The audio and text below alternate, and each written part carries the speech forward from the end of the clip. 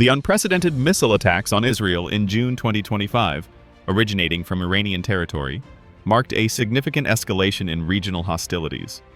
These strikes, primarily launched from areas around Tehran and other strategic missile bases, targeted a range of Israeli military installations and urban centers, including Tel Aviv and Jerusalem.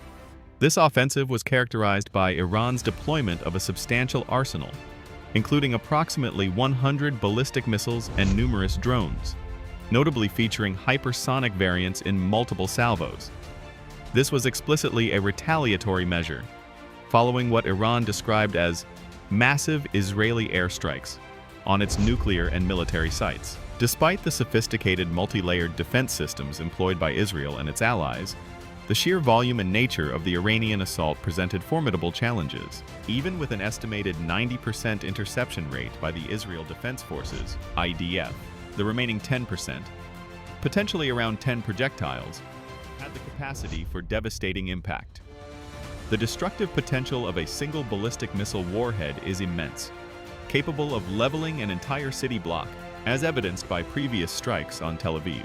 A key distinguishing feature of the June 2025 attacks, when compared to earlier confrontations, was the significant integration of drone swarms alongside ballistic missiles. Over 100 Shahed drones were reportedly launched in the initial wave of retaliation. This synchronized deployment aimed to saturate and overwhelm Israeli air defenses, complicating interception efforts. The fact that some of these drones were intercepted over Jordanian and Saudi airspace indicates a sophisticated multi-domain attack strategy designed to exploit regional vulnerabilities and stretch defensive capabilities. The success of the interception efforts was not solely attributable to Israeli defense systems.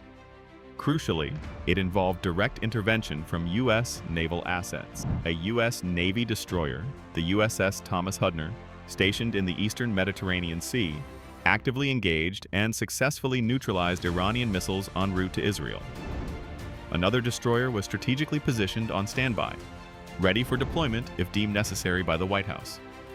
Furthermore, American fighter jets maintained continuous patrols across the Middle East, primarily to safeguard U.S. personnel and installations amidst the escalating tensions. These U.S. assets operated in close coordination with Israel's indigenous missile defense systems, including the renowned Iron Dome and the more advanced Arrow interceptors. The multi-tiered nature of the attack, involving projectiles with vastly different speeds, necessitated careful temporal coordination. Drones, with speeds of approximately 114 mph, around 185 km/h, were launched first. These were followed by cruise missiles, traveling at about 500 mph, around 800 km/h. Ballistic missiles, however, are significantly faster, achieving speeds of approximately 3,136 mph, around 6,174 km/h, making them exceptionally rapid. This staggered launch strategy ensured that despite their differing velocities, the drones, cruise missiles, and ballistic missiles would arrive at their designated targets almost simultaneously, maximizing the impact and complicating the defensive response. Iran's attack utilized variants of the Shahab-3 ballistic missile, a cornerstone of its medium-range ballistic missile program. The Shahab-3, which uses liquid propellant, is capable of carrying a substantial warhead weighing between 760 and 1,200 kilos, 1,675 and 2,645 kilograms.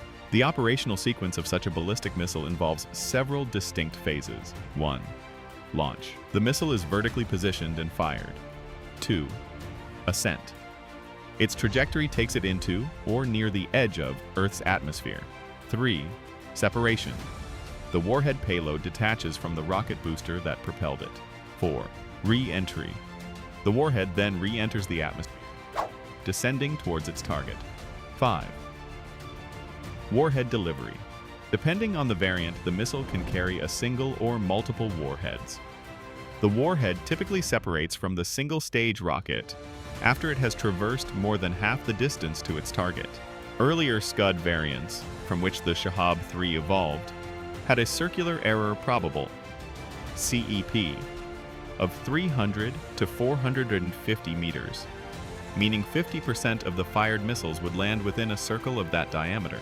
Modern variants, like those used by Iran, are expected to have significantly improved accuracy. The June 2025 missile deployment differed markedly from previous Iranian attacks on Israel. While the October 2024 strikes involved approximately 200 missiles, they primarily consisted of lower-caliber ballistic weapons and were spread over fewer waves with less drone integration.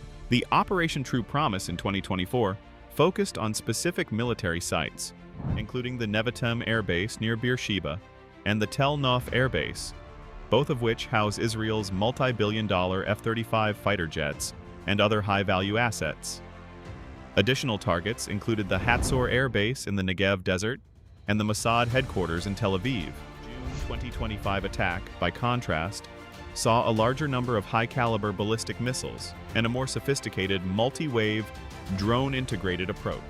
Understanding how some Iranian missiles, particularly the claimed hypersonic Fatah-2 type, managed to penetrate Israeli air defenses, requires an examination of Israel's sophisticated multi-layered defense system, which comprises 3 tiers.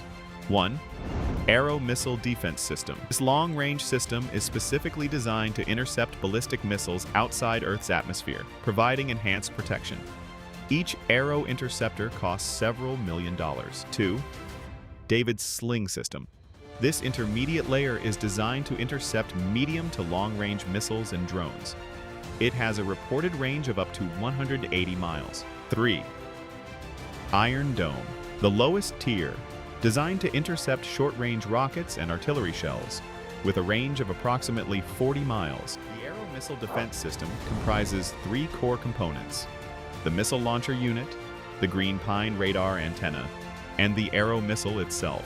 The launcher unit consists of 6 erector launcher tubes housing ready-to-fire missiles, mounted on a 2-axle trailer, weighing 35 tons when fully loaded. The Green Pine radar serves as the crucial warning and fire control radar, vital for target detection and guidance. The Arrow operates as a 2-stage missile, powered by solid propellant booster and sustainer rocket motors. At the rocket's apex is the ignition chamber, initiating the combustion of a meticulously crafted blend of fuel and oxidizer. The most critical component of the missile is the kill vehicle, which houses the propulsion system with a thrust vectoring nozzle, a 150 kilojoules, 330 pounds, directed high explosive fragmentation warhead, and a seeker capable of pivoting to track its target. A significant advantage of the Arrow 3 kill vehicle, which uses a thrust vectoring nozzle with a solid fuel rocket, despite its shorter and more limited burn time compared to systems like the THAAD, Terminal High Altitude Area Defense, with divert and attitude control thrusters, is its ability to compensate for radar inaccuracies. When initial radar data provides a slightly off-target location, the Arrow 3 kill vehicle can dynamically adjust its trajectory based on newer, more accurate data from its own seeker. This capability is paramount for intercepting intercontinental ballistic missiles, ICBMs, that travel at exceptionally high speeds, where even minor deviations can result in a failed interception. Despite the impressive capabilities of the Arrow system, reports indicate that while it successfully intercepted many of the approximately 180 ballistic missiles launched by Iran, some of which were claimed to be hypersonic by the Iranian Revolutionary Guard, a significant number still managed to penetrate the defenses. The primary challenge identified was the behavior of the glide vehicle after its detachment from the launcher. A key characteristic of hypersonic glide vehicles, HGVs, is their ability to perform multiple maneuvers and unpredictable trajectory changes, which can confuse traditional anti-ballistic missile systems like the Arrow.